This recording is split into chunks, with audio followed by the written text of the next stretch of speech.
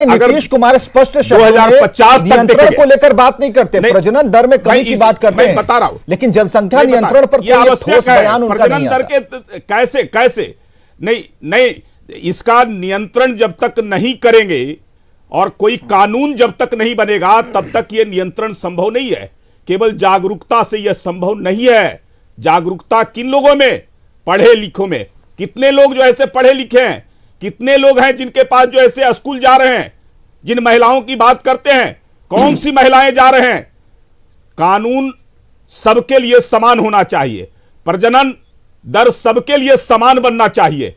हम पढ़ा कर करके जिनको हम जो ऐसे कह रहे हैं कि हम उनको प्रजनन दर को कम करेंगे, लेकिन कोई अनपढ़ जो ऐसे है, किसी को जो ऐसे इससे कोई लेना देना नहीं है। ये भी तो देखिए कि तब और अब में काफी फर्क है। आप अभी भी बैठकर कहेंगे कि अनपढ़, तो ये तो फिर सरकार की वो शिक्षा नीति पर भी सवाल है कि आपने उन्हें अनपढ़ छोड़ दिया। जागरूकता का मतलब क्या होता है? जागरूकता का पहला अर्थ तो यह कि जागना और जगाना। अगर सरकार जागी हुई है चेतन अवस्था में, नहीं मैं तो आप समझिए कि जगाना भी है आपको। विवेक जी, जब तक कानून नहीं बनेगा, इसके लिए जब तक कानून नहीं बनेगा और सब लोगों को समान रूप से वो कहा जाएगा कि आपको केवल जो है से 2 ही संतान पैदा करना है, तभी जो है से कड़ाई जब तक नहीं होगी तब तक जनसंख्या का नियंत्रण नहीं हो सकेगा। आज तिवारी जी, देश के अंदर में हम चाइना से भी ऊपर ठीक है असित तिवारी जी के पास चाइना की आबादी सबसे ज्यादा थी। चाइना का जो है से हम 1/3 भूमि है और चाइना से हम आज ठीक है, समझना होगा इसका पक्ष इधर पक्ष समझना होगा कि मुख्यमंत्री के इसका मतलब क्या था। खुलकर नहीं बोले, लेकिन जो उन्होंने कहा वो काम की बात उन्होंने कही है। कांग्रेस क्या इस पर विचार रखती? देखिए विवेक जी, अब इन्हीं की बात से कई सारे जवाब निकल गए। भाई अगर पढ़ाने से जनसंख्या नियंत्रण हो सकता है तो क्यों नहीं हम एक ऐसा कानून बनाएं कि पढ़ना सबके लिए जरूरी हो। देखिए बड़ा फायदेमंद होगा, ये बड़ी अच्छा सुझाव है। जी आवाज कम आ रही है। हमारा का नारा बहुत पहले कांग्रेस ने दिया था। जी अच्छा चलिए, मास्क से साक्षर कर देना। हाँ, लोगों को पढ़ाना ज्यादा जरूरी है। जी हाँ, मास्क मैं निकाल रहा हूँ। हाँ, पढ़ाना बहुत जरूरी है। शिक्षा से निश्चित तौर पर जनसंख्या नियंत्रण में बहुत बड़ा फायदा होगा। इसमें किसी को अगर संदेह है तो मैं उस आदमी को अद्भुत मान सकता हूं। शिक्षा जरूरी है, हम पढ़ाएं लोगों को, जागरूक करें लोगों को। डेमोक्रेसी का मतलब ये नहीं है कि सरकार बस बंदूक लेके जनता के पीछे पड़ी रहे कि ये नहीं करोगे तो तोप से उड़ा दूंगा। डेमोक्रेसी का मतलब है जनता को जागृत करना, जनता को साक्षर करना, बौद्धिक बनाना। और आपने देखा होगा विवेक जी, मुझे मालूम है कि आपकी भी एक संतान है, आपको मालूम है मुझे भी एक संतान है। जब आप पढ़ लिख जाते हैं और समाज की तमाम बारीकियों को समझने लगते हैं तो आप खुद ज़हनी तौर पर जनसंख्या नियंत्रण का पक्षधर हो जाते हैं। तो बेहतर तो यही होगा ना कि हम लोगों को पढ़ाएं, लोगों को का बौद्धिक स्तर ऊंचा करें, खुद ब खुद जनसंख्या पर नियंत्रण पा लेंगे। यह है डेमोक्रेटिक सिस्टम। और ये जो है कि एकदम कानून पे कानून बनाते जाओ, बंदूक लेके जनता के पीछे तोप से उड़ा दूंगा, तो ये हिटलर शाही। विवेक जी, हाँ, 1970 के दशक में देश में इन्हीं की सरकार थी और उन्होंने नसबंदी कानून लाया था। किस लिए? उस समय जो है से आवश्यकता महसूस हुई थी। उस समय यह एहसास हुआ था कि जब तक जनसंख्या नियंत्रण नहीं होगा तब तक हम देश को जो है से सही दिशा में और सही स्थिति में नहीं ला सकते हैं। हम गरीबी को दूर नहीं कर सकते, आर्थिक स्थितियों का हम ठीक से जो है से विकेंद्रीकरण नहीं कर सकते, लोगों की व्यवस्थाओं को हम उस तरीके से खड़े नहीं कर सकते जिस प्रकार से जनसंख्या बढ़ रही है लगातार। हम हर चीज के लिए जनता के पीछे तो करना मुश्किल हो जाएगा।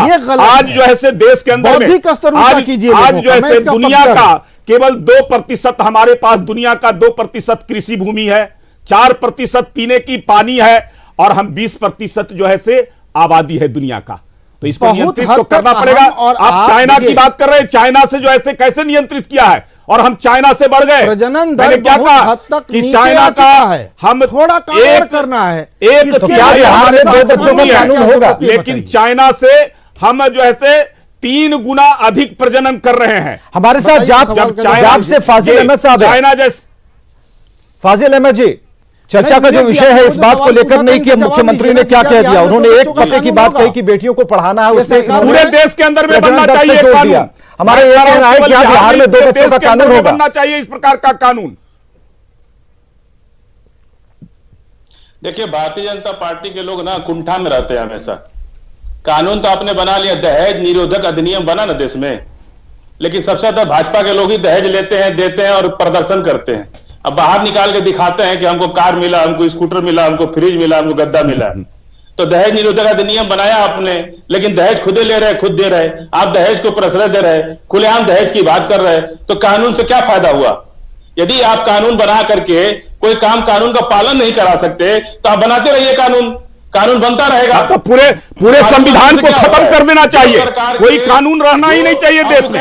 जितना कानून है, कानून से सब चीज ऊपर हो गया, पूरे कानून को समाप्त कर, संविधान को समाप्त कर देना चाहिए। इनके अनुसार जो है यही जानते हैं कि कानून, पूरा संविधान को समाप्त कर देना चाहिए इनके अनुसार। कि कानून क्यों बनेगा? कानून का कोई पालन नहीं करता है, इसे कानून बनना ही नहीं चाहिए। कानून का पालन कराना पड़ेगा, कानून का पालन जो है होगा, कानून बनता है चलाने के लिए, देश को चलाने के लिए। डॉक्टर संजय कुमार वरिष्ठ पत्रकार हमारे साथ बने हुए, जरा उनसे ही बात कर लेते हैं, तब तक हम लाएंगे आप दोनों को। संजय जी, इस पूरे सिनारियो को कैसे देख पा रहे हैं आप कि ठीक है, अच्छी बात है, इसमें कहीं भी कोई नेगेटिविटी नहीं है और कोई भी नकारात्मक ऊर्जा का संचार नहीं हो रहा है, तो क्या बिहार में 2 बच्चों का कानून होगा? मुख्यमंत्री ने तो स्पष्ट शब्दों में कुछ भी नहीं कहा, हम यही कह रहे हैं कि कान को घुमाकर पकड़ा है उन्होंने। अभी उत्तर प्रदेश में चुनाव होने वाला है, सुन लीजिए, अभी उत्तर प्रदेश में चुनाव होने वाला है, तब इनको जनसंख्या नियंत्रण। ठीक है फाजिल साहब, 2 मिनट। चुनाव तो पूरे फाजिल साहब जरा सुनिए, संजय कुमार कुछ कह रहे हैं। डॉक्टर संजय कुमार, हर साल जो है 5 गो राज्य में चुनाव होता है, चुनाव से क्या लेना देना है? कई मौके आएंगे, ताकि बात करेंगे इस पर, लेकिन डॉक्टर संजय कुमार, राजनीति मत कीजिए, वोट की राजनीति मत कीजिए, देश की राजनीति कीजिए। प्रेम रंजन जी, थोड़ा बचाना है, थोड़ा मौका दीजिए माध्यम से। प्रेम रंजन जी, थोड़ा देश की आवश्यकता है। ठीक है, चलिए डॉक्टर संजय कुमार। समझना होगा, मुसलमान को गिरफ्तार करें, यही दिन भर आप लोग भाग खा के हमारे जो फाजिल साहब जरा रुक जाइए। क्षेत्र हैं वो भौगोलिक क्षेत्र सीमित है, हमारे संसाधन सीमित हैं, और आपने जो कहा कि भर करके गाड़ियों में जिस तरह से लोग जा रहे हैं, अस्पतालों में जिस तरह की भीड़ है, और जिस तरह से ओवरबर्डन से लगा हुआ है यहाँ के अर्बन जो एरियाज हैं। फाजिल अहमद साहब, हम सुन नहीं पा रहे हैं, डॉक्टर संजय क्या कह रहे हैं हम सुन नहीं पा रहे हैं, थोड़ा रुक जाइए। ठीक है, रुक जाइए, प्रेम रंजन पटेल जी के साथ आपको सामने लाएंगे, रुक जाइए। अभी असित तिवारी जी भी चुपचाप बैठे हैं। डॉक्टर संजय जी। हाँ, मैं कह रहा हूं कि कहीं तो जाकर के आपको ठहरना होगा। ये 14 करोड़ आबादी अब करीब करीब बिहार की हो गई। आपकी भौगोलिक सीमा कितनी है देख लीजिए, आपके पास साधन संसाधन कितने हैं। स्कीम चाहे वो राज्य सरकार लेकर के आती हो या केंद्र सरकार लेकर के आती हो, ठीक है, शिक्षा एक बड़ा हथियार है पॉपुलेशन को कंट्रोल करने की, लेकिन क्या केवल शिक्षा के बदौलत हम टोटल फर्टिलिटी रेट को घटा लेंगे? शिक्षा ठीक है, कितने लोग अभी शिक्षित हैं बिहार में, इसका एक आंकड़ा निकाल लिया जाए। ठीक है, लड़कियां 10th की हैं, 12 की हैं, इससे कोई इनकार नहीं कर सकता है। एक सुखद संकेत भी है कि हमारा जो फर्टिलिटी रेट है, जिस तरह से महिलाएं एडुकेटेड हुई हैं वो घटी हैं, लेकिन उसके साथ साथ अगर अवेयरनेस नहीं आएगा और जो स्कीम्स हैं, चाहे वो केंद्र का स्कीम हो या राज्य का स्कीम हो, जब तक सरकार उसके लिए कोई पॉलिसी नहीं लाती है कि ये स्कीम का लाभ हम उन्हीं को देंगे जिनके बच्चे 2 होंगे या जिनके बच्चे 3 होंगे, कहीं तो जाकर के आपको ठहरना होगा। अगर आप क्वालिटी लाइफ देना चाहते हैं राज्यवासियों को कि हम अच्छा हेल्थ फैसिलिटी दें, अच्छा एजुकेशन फैसिलिटी दें, हम आपके जो जीवन की ज़रूरतें हैं, अब वो ऐसे बच्चे पैदा करके क्या कीजिएगा? न्यूट्रिशन डिफिशियंट बच्चे, जो बच्चे बौने बच्चे पैदा हो रहे हैं, जिनका ग्रोथ ठीक से नहीं हो पा रहा है, जिनको हम अच्छा स्कूलिंग नहीं दे पा रहे हैं, जिन बच्चे को हायर एजुकेशन के लिए हम या टेक्निकल एजुकेशन के लिए हम तैयार नहीं कर पाते हैं, वो बच्चे बीच में ही ड्रॉप कर दे रहे हैं, वैसे बच्चे का बिहार, वैसे बच्चे का देश हम लोग बना के कौन सा ये बेहतरी कर लेंगे? कहीं तो जाकर के रुकना होगा। इसको राजनीतिक चश्मे से देखने की जरूरत नहीं है, बल्कि इसको इस नजरिए से देखने की जरूरत है कि क्या हमारा राज्य, क्या हमारा देश इस ओवरबर्डन को अब लेने के लिए तैयार है? वहां पर इसको इस तरह से हम लोग देंगे तो क्या उसको एक्सेप्ट करने के लिए तैयार है? कितना भी अस्पताल बना लीजिए, कितना भी स्कूल खोल लीजिए, कितना भी हायर एजुकेशन के लिए यूनिवर्सिटी और कॉलेज डाल दीजिए, टेक्निकल एजुकेशन डाल दीजिए, अगर कहीं ना कहीं जाकर के इस पॉपुलेशन एक्सप्लोजन को अगर आप नहीं रोकेंगे तो आपका जो बेहतर बिहार, बेहतर देश की कल्पना आप नहीं कर सकते हैं। पूरे विश्व में अगर आपको चाहते हैं कि हम बेहतर ब्रेन दें, हम बेहतर फैसिलिटेट करके एक वैसा ह्यूमन बीइंग, एक वैसा मानव तैयार करें जो वर्ल्ड को compete कर सके, तो यहां पर तो कहीं ना कहीं से पॉलिसी अपनानी होगी। मैं कानून की बात नहीं कर रहा हूं कि आप कानून थोपिए, लेकिन हां अवेयर तो कीजिए। कहिए कि अगर आपके बच्चे कम होंगे तो हम आपको ये फैसिलिटी देंगे, हमको ये सुविधा उपलब्ध कराएंगे, योजनाओं का लाभ पहले हम आपको देंगे और आपसे जब दूसरे लोग प्रभावित होंगे उनको भी इसका लाभ होगा। तो नीतीश कुमार जी ने एक बात बड़ी अच्छी कही कि महिलाएं अगर पढ़ी हैं तो उसका बेनिफिट दिखा है, और वो फर्टिलिटी रेट में सीधे सीधे बेनिफिट दिख रहा है। हम लोग 2041 तक जाते जाते उस टारगेट को अचीव कर लेंगे, बल्कि एक स्टैंडर्ड में चले जाएंगे।